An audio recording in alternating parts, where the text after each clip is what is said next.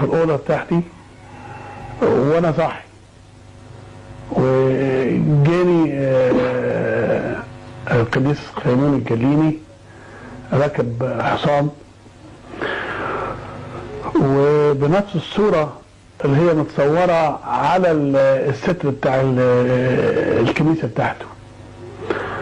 فبعدين لقيته وقف لي كده وانا نايم على السرير تعبان من كتر الحركه من هنا لدوره الميه لدوره الميه للاوضه، تعبت خالص ومنهك وما نمتش وتعبان جدا، والبول شبه البولينه مرتفعه عندي وتعبان خالص.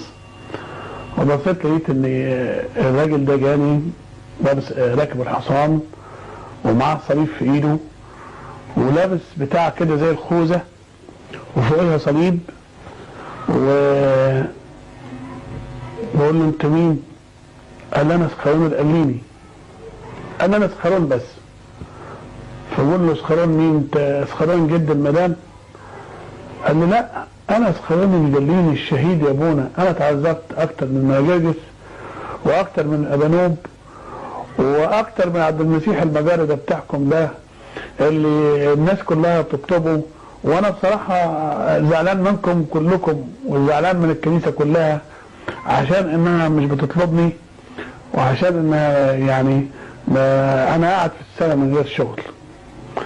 فبعدين قلت له بس انا ما طلبتكش، انت ازاي ان انا ما عشان كده زعلان ان انت ما نبهتنيش. وانا لو ست العذراء جاتني وقالت لي انزل لابونا اسرائيل نزل الحصر بتاعه عشان تعبان وانا مش فاضي يا اسخرون، اصل هو بينده للملاك مخيل، وملاك مخيل مش فاضي وراه شغل، وعبد المسيح المجاري مش فاضي وراه شغل، والمراجلجس مش فاضي وراه شغل. فالمهم يعني خدت فتره معاه يعني مجادله حب كده واستفسار عنه عن حياته. قال لي لا انت هتروح دلوقتي دورة الميه وهنزل لك الثلاث حصويات وتشرح المعجزه دي، تحكي المعجزه دي للناس وتذكرني يا ابونا في القداس، وتخلي كل اب كاهن في القداس يذكرني، لان انا اتعذبت اكتر من اي قديس. يعني اتعذبت زي مارجرجس وزي ماريمينا بالظبط كده، وانا قاعد في السماء من غير شغل لان محدش بيطلبني. فالمهم طلعت من المنظر اللي شفته في اوضه النوم بتاعتي فرحان جدا. فبقول للمدام اسكت يا سيدك كان هنا، وعلى فكره بالمناسبه المدام سيتها اسمه اسخرون، المدام بتاعتي جدها اسمه اسخرون. فهي فكرت ان اسخرون جدها ده جاي ياخدني عشان هموت وكده. قالت لي عايزين اسخرون ولا بتاع؟ قلت لها حد ده مش اسخرون جدك، ده اسخرون الجليني الشهيد، ده انا شفته دلوقتي وقال لي انزلك الحصر. فقالت لي شكله ايه؟ قلت لها شكله كذا وكذا ووصفته لها. فالمهم ايه بسرعه خلصت المشهد اللي انا شفته الحلو الجميل ده في السماء اسخرون الجليني، ورحت فعلا دورة الميه بصيت لقيت الثلاث حصويات راحوا طلعوا. وطبعا انا من فرحتي ان النبول نازل مش مفكر في حصو نازل ولا بتاع، نزلوا في البلاعه.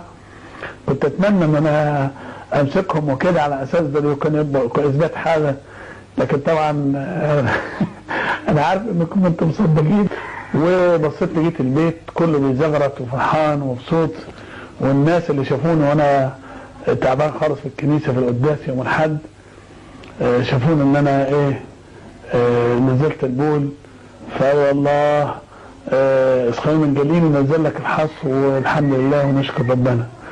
جيت انا بعد كده قلت ده اوهام وده كلام ايه، ولا حاجه حصلت لي ولا في معجزات ولا في بتاع، اكيد ده من العلاج اللي انا خدته في المستشفى يوم الاحد بعد الكنيسه. فرايح تاني عند الدكتور يوم الاثنين في المستشفى برضه، الدكتور رفعت رجلي قال لي يا ابونا جاي تاني، انت الجماعه الاسس دول بيتدلعوا فافي خالص. قلت طبعا انا مالك عليا يا دكتور؟ قال لي احنا قوامة خدنا العلاج وقوامة منازل الحصر وانت عندك نسبة املاح كتيرة. احنا عايزين نشرب ميه كتير ونشرب شعير ونشرب بيره ونشرب بريل ونشرب عصير قصب ونبطل الاملاح ونبطل. قلت له ولا املاح بلا حاصب ولا بتاع وانا شفيت. قال لي ازاي؟ قلت له تعال، وراح عمل لي تحاليل لقي نسبة الاملاح مفيش خالص، وراح عمل لي اشعة فورية لقي مفيش حصر، والبول ماشي تمام واخر تمام والكليات تمام والحمد لله ونشكر ربنا.